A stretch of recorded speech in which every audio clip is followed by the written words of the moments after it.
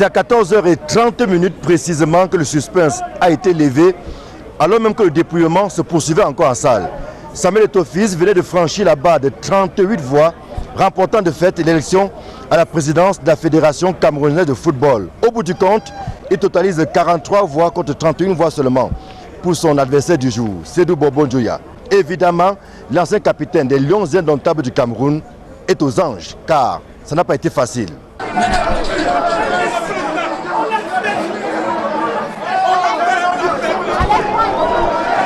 Je vous avais dit que je suis le candidat qui signe la fin de la récréation et le candidat que je vais soutenir est le candidat qui va gagner. C'était un peu rude, mais il fallait faire un choix jeune.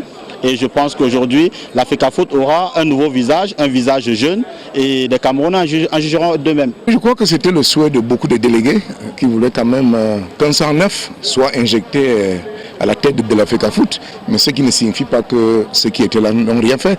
C'est juste qu'il faut faire maintenant quelques pas en avant. Et quand on a une personne dynamique, engagée, volontaire, c'est le seul candidat qui a rencontré tous les 76 délégués, y compris M. Sédou Njoya, pour lui parler de son programme. Et vous voyez, on avait une très fausse appréciation de sa campagne.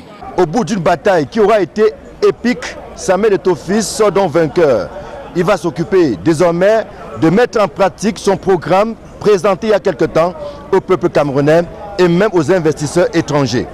Pour ceux qui l'ont soutenu, il est temps de passer de la parole à l'acte. Nous avons pris nos responsabilités en choisissant sa personne, parce que nous pensons que le football aujourd'hui, le football camerounais a besoin d'une refondation et a surtout besoin des hommes qui soient capables de redorer le blason de ce football. Et nous avons cru au projet de Samuel Eto'o et nous sommes heureux de l'avoir accompagné.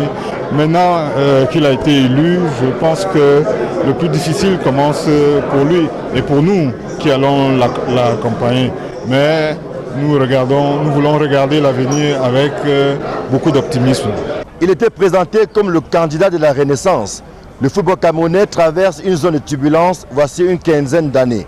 Samuel Eto'o-Fils doit implémenter sa politique en travaillant avec tous ceux qui l'entourent, en s'ouvrant également à toute proposition pouvant permettre de sortir du trou. Eto'o-Fils ne peut pas amener le ciel sur la terre. Eto'o-Fils va apporter ce qu'un humain peut apporter avec l'accompagnement de toutes les bonnes volontés afin que quelque chose puisse changer sur le domaine du football au Cameroun, parce que des milliers de jeunes Camerounais peuvent trouver l'emploi à travers le football, avec les sponsors, avec tout ce qui peut arriver. C'est-à-dire que le football devienne une véritable industrie. Et il faut donc que des gens qui ont cet esprit s'installent et apportent ce qu'ils peuvent apporter avec l'accompagnement de l'État. Allez interviewer le gagnant, celui qui a gagné. Je vous en prie. Non, merci beaucoup. Certainement déçu d'avoir perdu si près du but. Le candidat Sédou Bobo Njoya est parti bien avant la fin des opérations. Il a pu dire quelques mots, mais en nous renvoyant davantage au vainqueur du jour. Non, à chaud comme ça, prenez un rendez-vous après tout à l'heure. La voiture est où? Elle est où? Oui. Où est la voiture? La date du samedi 11 décembre 2021 restera dans les annales, comme celle qui aura vu Samuel Eto'o-Fils porter à la tête de l'instant fêtière du football national. Samuel Eto'o-Fils, président de la Fédération camerounaise de football, un rêve devenu réalité, en espérant maintenant que les fruits tiendront effectivement la promesse des fleurs, tout au bénéfice évidemment des acteurs du football camerounais.